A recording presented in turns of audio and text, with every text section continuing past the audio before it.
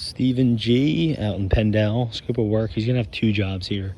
Sounds like one he'll be looking to do in the near future. The second one, bigger project, is probably on the future, like down the road. He might look at doing it. So he said he bought a shed, like a very tiny shed, a 4-foot by 7-foot shed.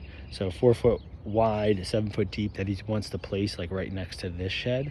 It's actually in a box here, but so it's in the box here. You need to see it. But what he wants to do is basically like just bring in some topsoil to throw in this area and kind of tamp it down and get it more flat. It's like a little bit, not terrible, but it's just a little bit bumpy in here.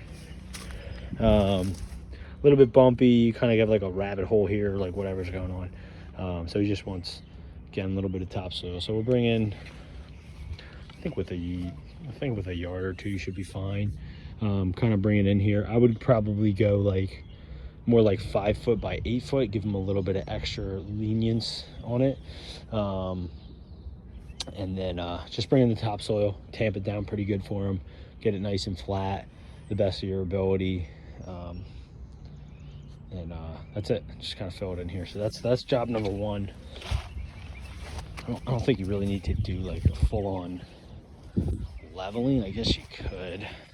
Just thinking like what you could do is, and he even has wood here, but if you just put like a piece of wood on it, on the dirt part that you do, or a 2x4 or something, and then bring a level out, put the level on it, and to see like, am I level, am I not, type of deal.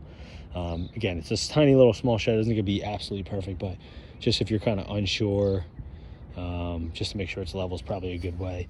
Put the 2x4 this way, put the level on it. Is it good, is it not? Fill dirt or dig dirt out of the side, and then put the 2x4 this way and put the level on it in a couple different spots and see is that level. It's probably a good way to do it. Maybe bring a 2x4 and a level out. I'll put that as supplies for the job. I have should have all that at my house. 2x4s kind of laying around and a level. The next job, probably down the road, a little more out of scope for us.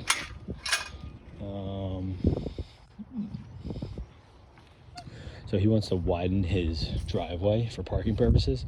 So we want to try to get a stone that matches the color-wise of the concrete here. So what we'll do is we'll have to cut this out 2 feet out this way and then all the way to the curb. So cutting it out 2 feet all the way to the curb, opposite side, 2 feet all the way to the curb. You can see it's already he's already parking there, so it's kind of beat up, but dig out the dirt, dig out the soil, haul it away. Not that it needs to be perfect, but like sort of close to level to this. I told him this side will probably not be, because it's kind of like his yard's like a slant up like this. This side shouldn't be as much of a problem. Again, you could probably use 2x4s and levels, kind of like run the 2x4 over the area to just kind of get it nice and flat the best you can. But yeah, we're gonna bring in some type of a smaller stone off the sea, like what we can get that matches like concrete good. So dig the area out, dig out the soil, go down a couple inches, put down some weed barrier fabric, spray it, preen it, throw the stone on top.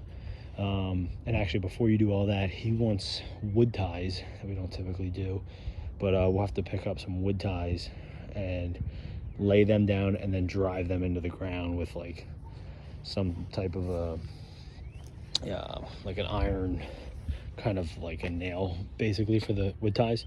So we'll kind of like lay them in just as a border, just so all the stone doesn't like wash out into the yard. So when you do those, I would try to get it so that the wood ties are not like totally flush with the ground, but sticking up a little bit ideally, to kind of hold in that rock. So you want like the wood tie kind of sticking up as like a bumper, then you'll have the stone in there that'll be kind of level with the concrete, but you'll have a good gap between that and the wood tie, so it's not spilling out. And I would probably put one on the other end too, so you'll square out the whole area with the wood tie. Maybe on that one, if you want to drill it down a little bit more so it's sort of close to level with the sidewalk. I'm kind of torn on what to do there. If we don't do a wood tie on the back side, like potentially we skip this wood tie so that when they pull in, they can just pull right and they're not like going over a hump every time.